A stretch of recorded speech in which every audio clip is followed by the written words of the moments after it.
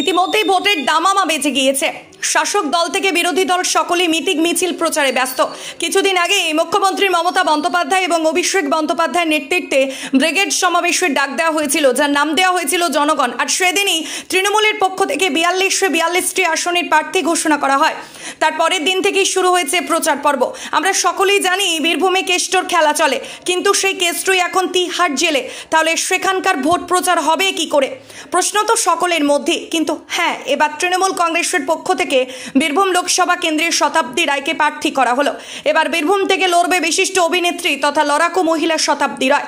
আর তা নিয়েই রাজ্য রাজনীতি উত্তাল। প্রতিটি জায়গায় বিরোধী থেকে শাসক দলের নেতাকর্মীরা দেওয়াল লিখনে ব্যস্ত।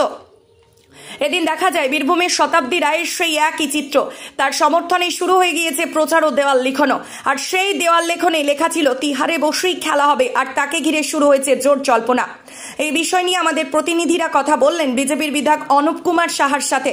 তিনি জানান, এই নির্বাচনে মানুষ খেলা খেলবে তৃণমূলের সাথে এবং তৃণমূল মুক্ত বাংলা গড়তে বিজেপিকে ভোট দেবেন। এর পাশাপাশি বিশিষ্ট অভিনেত্রী তথা লড়াকু মহিলা শতাব্দী রায় কি বললেন শোনাবো। শোনো, প্রথমত দেয়াল লিখন যেটা হয় সেটা প্রত্যেকে কোনো আলাদা করে সিলেবাস বা কোনো লেখা থাকে না। সেটা যেখানে যেখানে দেয়াল লিখন হয় সেখানকার কর্মীদের আবেগ থেকে সেই শব্দগুলো ব্যবহার করে। প্রথমত, বীরভূমে বহু নেতা হয়েছে অনুব্রত মণ্ডলের জন্য। সুতরাং তারা যদি সেই নেতার কাছে কৃতজ্ঞ থাকে, সেই কৃতজ্ঞতা বোধ থেকে যদি ওরা দেওয়াল লিখন লেখে, এর মধ্যে কোনো অপরাধ নেই। দ্বিতীয়ত, সারা ভারতবর্ষে বিজেপি যদি ইডি সিবিআই কে দিয়ে ভোট করাতে, ভয় দেখিয়ে ভোট করাতে পারে, যদি আমাদের কর্মীরা কেউ লেখে খেলা হবে, তার মধ্যে কোনো অন্যায় নেই, সেটা ঠিকই আছে।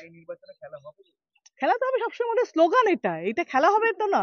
খেলা হবে শব্দ, যদি ক্ষয়ের শব্দ কি, আয় শব্দ কি, এর শব্দ, এটা যদি বিশ্লেষণ করো অন্য, কিন্তু খেলা হবে তো আমাদের স্লোগান। গতবার, তার আগের বার, প্রত্যেকবার তো এই শব্দটা আমরা ইউজ করি। তৃণমূল খেলা হবে করে যে দেওয়াল লেখন লিখছে, আগামী নির্বাচনে মানুষ তৃণমূলের বিরুদ্ধে খেলা করবে।